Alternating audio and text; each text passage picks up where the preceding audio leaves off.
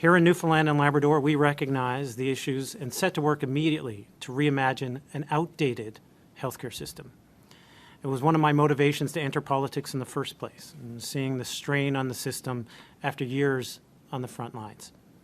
So when I became Premier in 2020, one of the first things I did was establish the Health Accord, led by Dr. Parfrey and Sister Elizabeth Davis. The Health Accord was tasked with reviewing our system and coming up with ways to modernize it, to reimagine it, to create a sustainable system, a modern system for all Newfoundland and Labrador.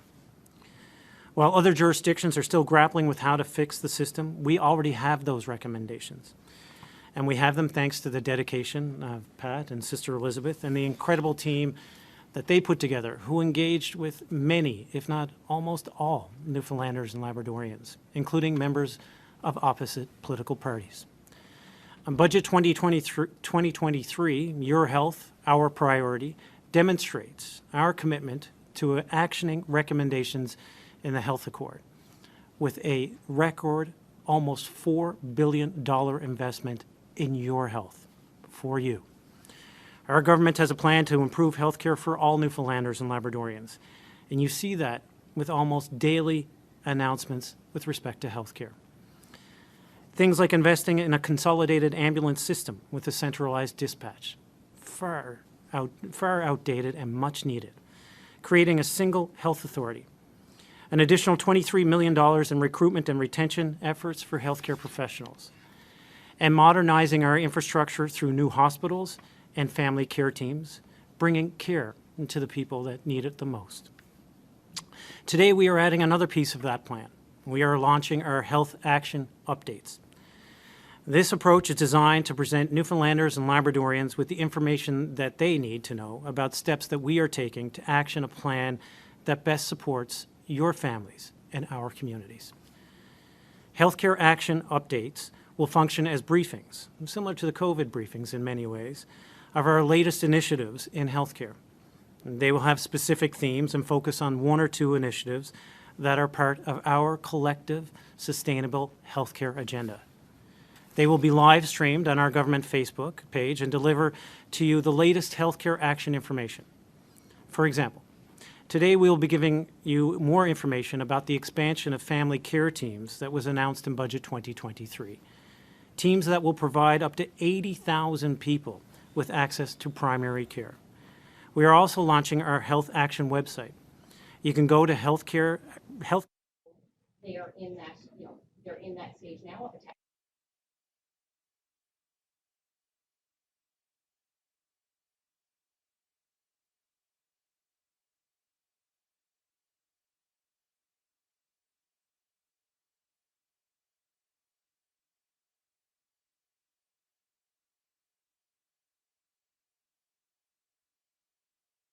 Is of utmost importance to everybody. We will continue to move forward. We can move forward. We can meet the challenges head on. The pandemic has proven that. Healthcare will be changed for the better to a system all Newfoundlanders and Labradorians can be proud of. I'll now pass it over to Minister Osborne. Minister. Thank you, Premier. Hosting regular healthcare action updates is an immediate and important way to communicate the progress of healthcare-related initiatives and explain how they work. It demonstrates exactly what your government is doing to tackle our healthcare challenges. This is something our team has been working on tirelessly over the last number of months. I want to take a moment to thank the team in the Department of Health and Community Services, as well as those with the new Provincial Health Authority, for their recent efforts to improve your system. Your dedication is second to none, and on behalf of all Newfoundlanders and Labradorians, let me say that we are very grateful for your work. We know that many people ask questions about the actions we are taking to address healthcare challenges, and that's why we are here today and why we have developed this platform. Your health is our priority. Budget 2023 invests an unprecedented $3.9 billion in healthcare in Newfoundland and Labrador. This investment will help stabilize our system and help transform it into a more modern, efficient, and effective healthcare system. Guided by Health Accord NL, we are driving meaningful change across the healthcare system. We are embarking on a number of new initiatives, including a new virtual care program, the advancement of urgent care centres, and recruitment and retention initiatives for healthcare professionals, many of which are being funded through Budget 2023. We are committed to ensuring that Newfoundlanders and Labradorians have the information they need on all of those initiatives. We will do this by fielding questions, providing answers, and giving the people of the province timely updates on how our actions are impacting their health. Today is an example with our first healthcare action update on family care centres. Budget 2023 includes $21.2 million to fund 10 more family care teams for the 22-23 fiscal year, and work is ongoing on adding an 11th team on the Burin Peninsula. Family care teams are a holistic approach to community care and will become the pillars of community health care for years to come. On our Healthcare Action website, you'll see a map which will show you where all of the current and planned family care teams will be. We have 8 teams at various stages of implementation throughout the province, with 11 more being planned for the upcoming year. If you're not familiar with what a family care team is and how it works for you and your family, today we are going to give you a breakdown on how they function and how patients will be assigned to the teams. Before I pass it over to Gillian and Dr. Parfrey, I want to encourage people to keep an eye out for healthcare action updates. We want this to be an informative platform that provides you with updates that you want and answers questions that may come up. Please visit healthcareaction.ca for more information and follow the progress of our initiatives. We do ask that you keep in mind that these numbers will change and evolve over time, as the Healthcare Action website will be updated regularly as information becomes available. One thing that won't change, however, is our commitment to reimagining healthcare and improving the ability of Newfoundlanders and Labradorians to access the care they need. I'll now pass it over to Gillian, the Assistant Deputy Minister for Population Health and Wellness, who has been an integral part of our transformation team in the province. Thank you, Premier Minister, and thank you to everyone for joining us today. As the Minister just said, as part of my role, I am overseeing the policy development and implementation of family care teams across Newfoundland and Labrador. Family care teams represent a new vision of team-based care to transform our primary healthcare system. This vision is based on recommendations from Health Accord NL and guided by a new provincial health policy framework. Family care teams aim to increase continuity and access for primary care for individuals and families in their communities. As the Premier and Minister have been making announcements to expand family care teams across the province, we thought this would be a great opportunity for the first Healthcare Action update and to take the time to answer some of the questions we've been hearing too. We want to provide you with answers to questions like, what is the vision for these family care teams and how do they work? So you have a better understanding of how we're using these teams to improve your access to care. Family care teams offer seamless access to multiple healthcare professionals. This could include family physicians, nurse practitioners, nurses, social workers, pharmacists, and allied health professionals such as occupational therapists. Team members will collaborate with each other to provide the right care for your health needs at the right time. So, if you are attached to a family care team and you walk through those doors for your first appointment, it may be similar to a previous appointment you would have had at a medical clinic. A key difference is that a team member, usually a registered nurse, will help you determine the types of health care best suited to your needs by doing an initial intake assessment. For example, if you have diabetes and your blood glucose is not at target, you may see a physician or a nurse practitioner for your first visit. You may be prescribed a new medication and scheduled for a follow-up visit next month. When you return, you may see the physician or nurse practitioner again, but this time you also see the diabetes nurse educator who had already reviewed the health information that you shared during your initial visit and has some resources ready to review with you to help you better manage your diabetes. If on your first visit or a later visit you have a mental health or family concern, you may decide to see a social worker on the team. The key thing to remember is that this team will work together and with you to help you set and achieve your goals and will connect you to other team members as needed. Your needs will likely change over time, and family care teams are designed to be flexible in their approach to your care. This is just one example of how the team-based care approach will work. As you can appreciate, everyone is different and unique and will have different healthcare needs.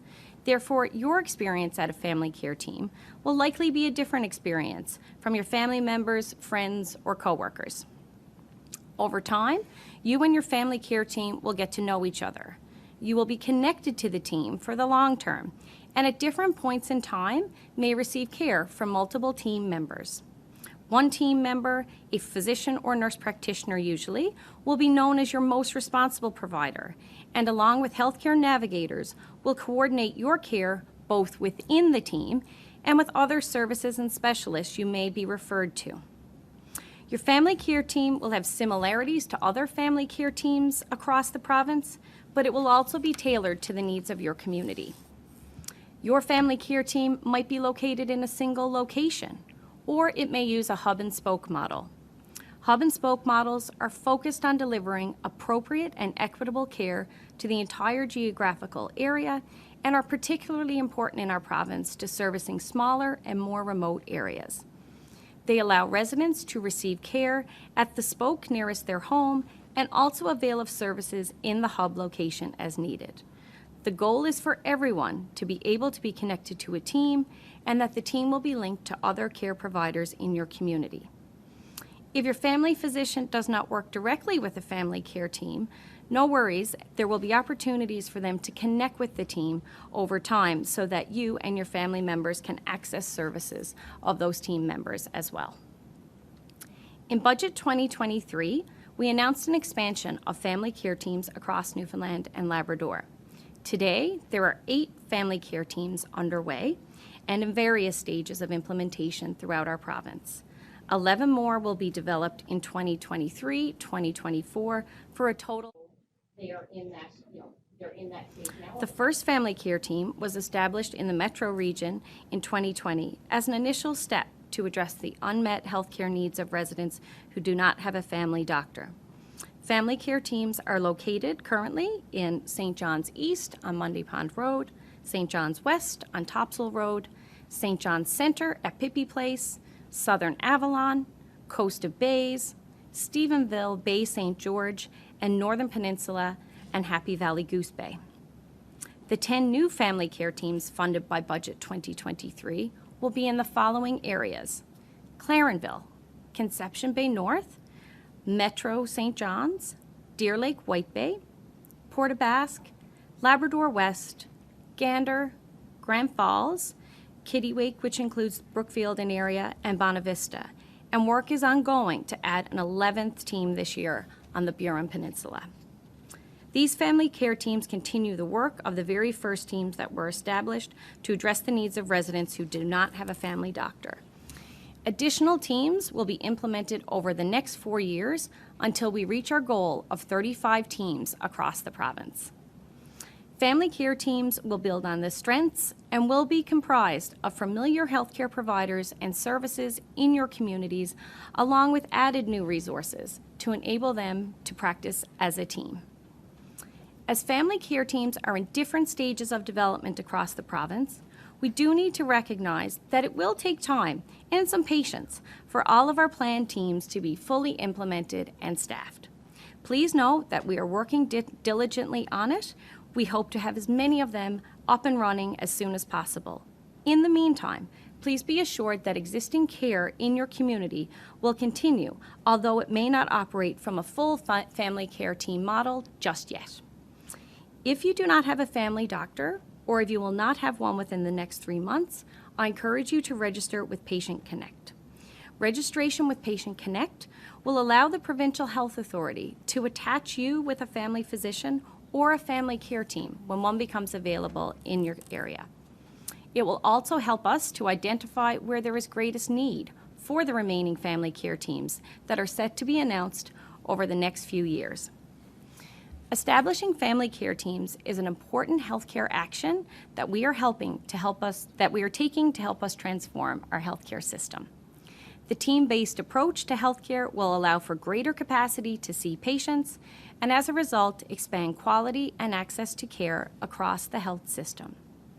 Before I turn it over to Dr. Parfrey to say a few more words on community care, I would encourage you to register yourself or your loved ones with Patient Connect online at patientconnect.nlci.nl.ca, or there's an option by phone, 1-833-913-4679.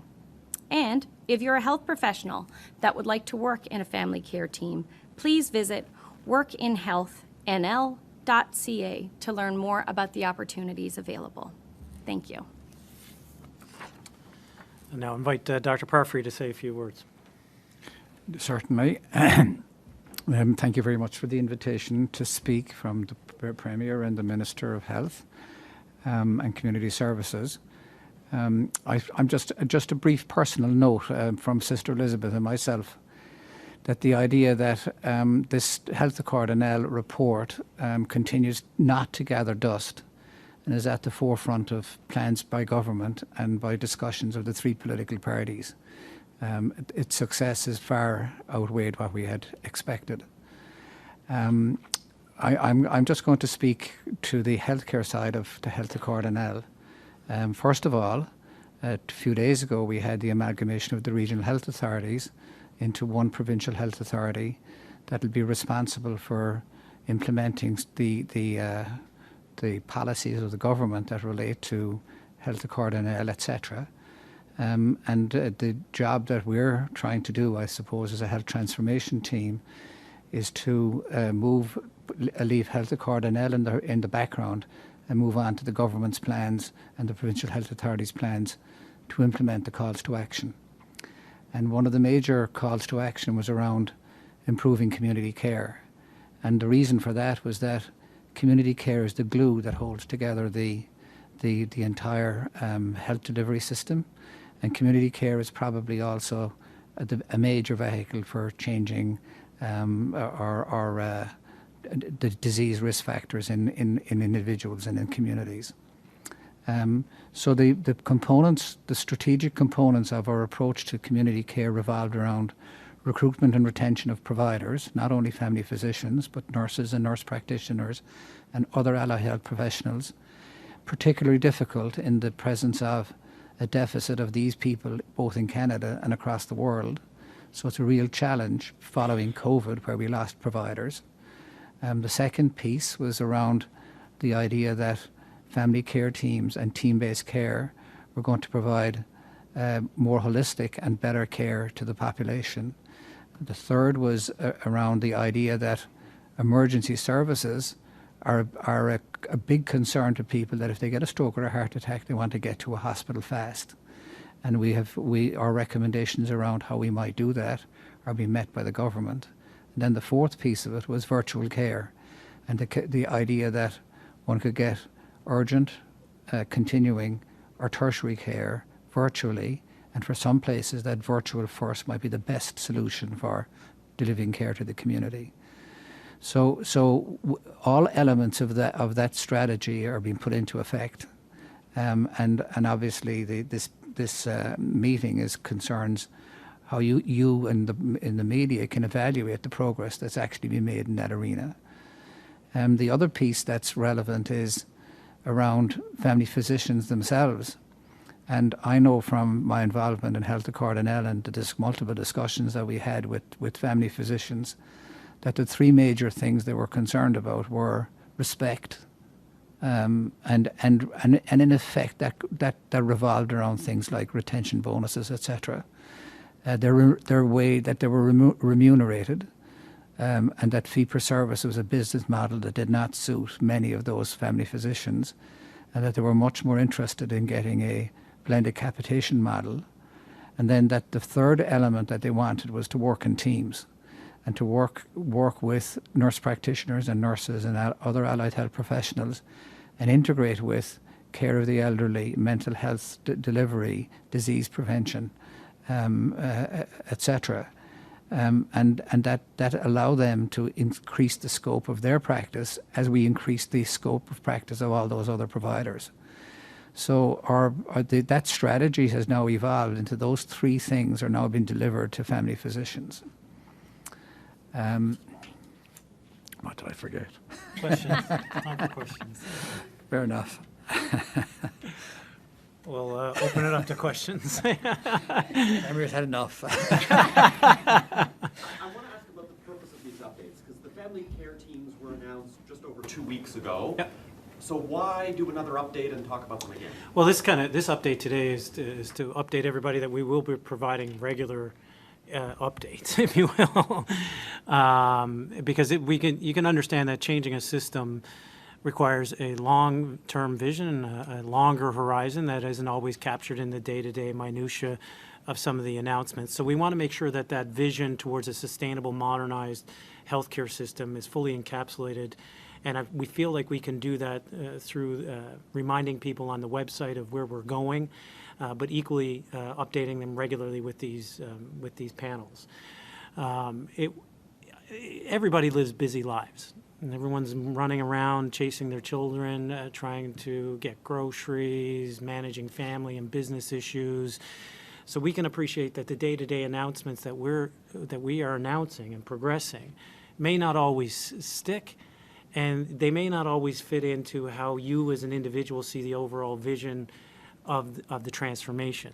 So providing an instrument through the website and an opportunity for you at home and you in the media to ask questions about specifics in the healthcare system, we think is a good communication plan to ensure that citizens particularly understand how we are rebuilding a modern system that will meet their demands in a timely fashion. Will you add more context to the website? Because right now when you look, it's like, it will show how many nurses were hired, but maybe not how many left the system, and it will show how many graduates were hired, but not how many total graduates there were, just so that it gives Sure, people yeah, I more mean, we information. will contemplate adding more context to the website, certainly, but you could see as the platform that what it's intended to achieve, and it's a live, living document and website, so undoubtedly it will pivot to address and to improve and to address particular needs as they evolve. No one could have predicted the pandemic.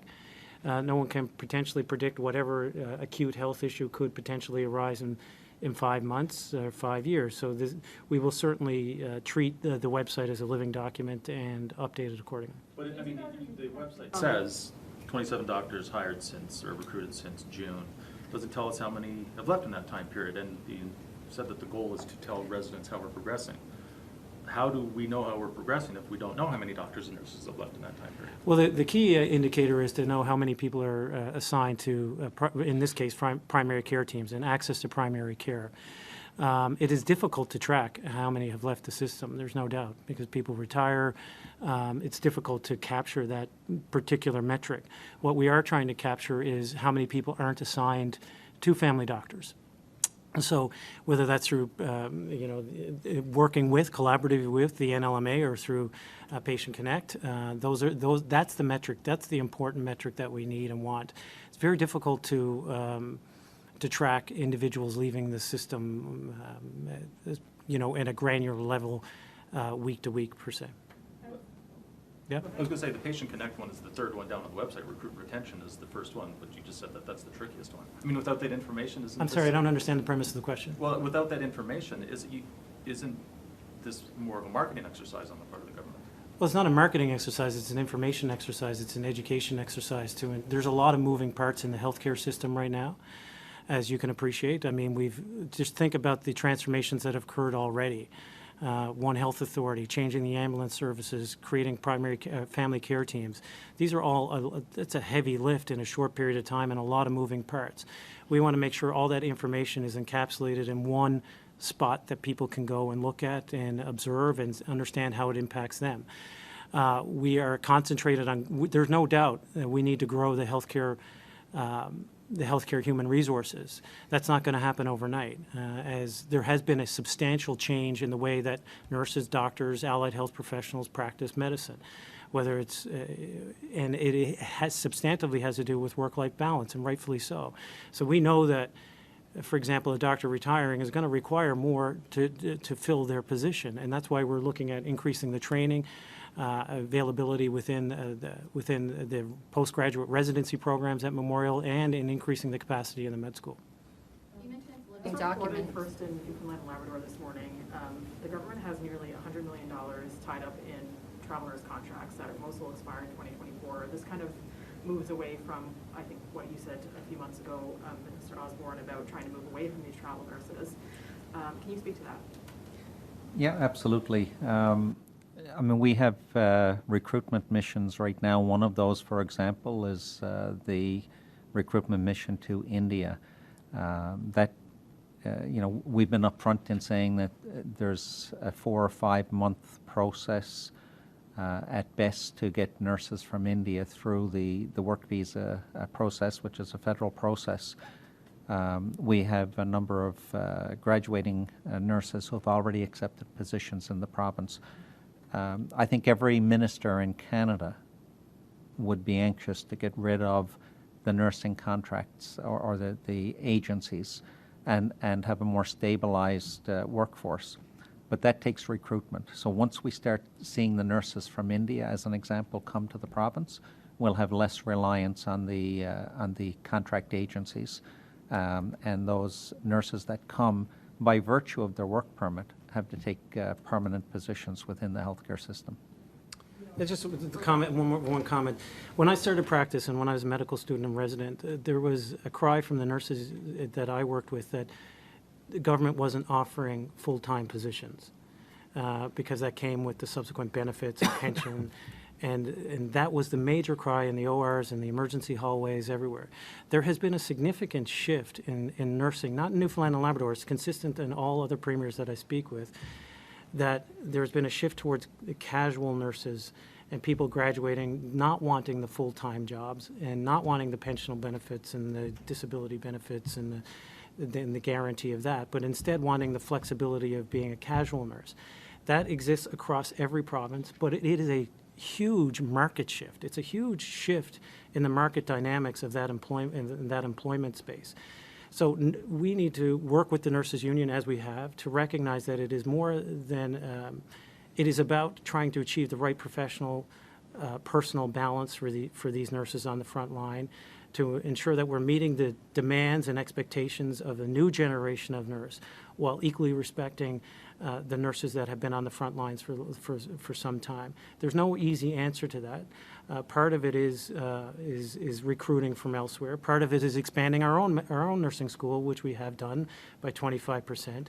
And part of it is creating new infrastructure, frankly, for them to work in, to have a more rewarding career in, while allowing for the new design of things like childcare being available for them in a new piece of infrastructure. So no one wants to use travel nurses. There's no premier who wants to use travel nurses. There's no minister of health who wants to use travel nurses. The reality is, during this shifting dynamic of a marketplace, if you will, within this professional shift, we need to make sure that we are using what resources are available to continue to provide care.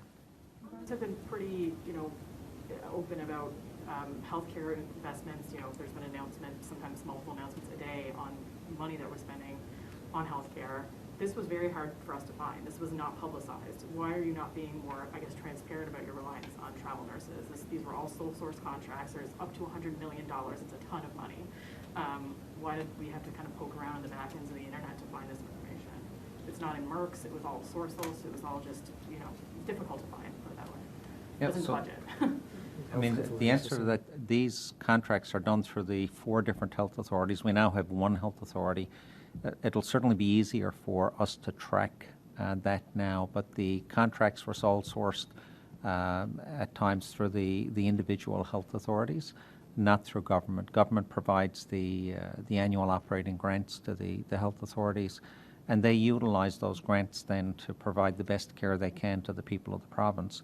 I do understand the need for for the 4 health authorities to have contracted nurses if they had shortages of staff. But again, as I said, as the Premier have said, we are looking forward to a day that the province is no longer reliant on agency nurses, that we have a stabilized workforce. And I think every province in Canada will tell you the same thing. And, the nurses that are working with the agencies at that point will then migrate back to working in a health authority in one of the provinces. On the topic of nurses, the Registered Nurses Union has some concerns about the announcement that was made in regards to the payment for nurses who might have extra tasks now, such as making prescriptions. Can you speak to those concerns? So, all I can say is that there were consultations with the department and the RNU on this. Prior to the announcement, I'd actually called Yvette Coffey and said, do you have any further questions on the announcement? The response was, this is good news. We've been waiting for this for some time.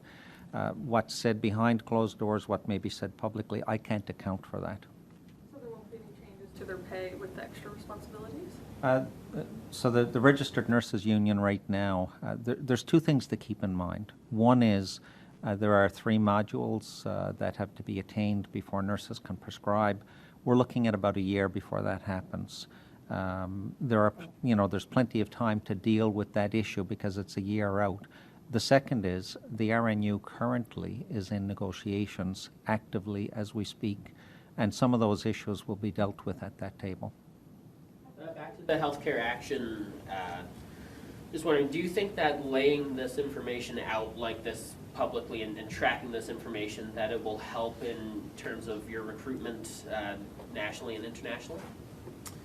We certainly hope so. I've heard from doctors that I know across the country that are quite impressed with the incentives and the come home year incentive, for example, the incentives that we provide for difficult places to fill across the country. And this is, again, a way to capture all the things that we're trying to do, recognizing that there is a lot coming at patients and providers alike during this time of change. So, I don't take this as a marketing exercise. I take it as an education exercise, as an information exercise, because if we don't have it, we'll be accused of not providing it. So this is our attempt to be transparent and open as best we can, recognizing that there will be flaws and there will be ways to improve it, but to ensure that Newfoundlanders and Labradorians get the information they need when they need it, and if that's deemed a marketing exercise, then so be it.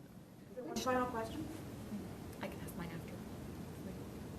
I can ask it, okay. Go ahead. It's just a simple question. Which department is responsible for updating this website?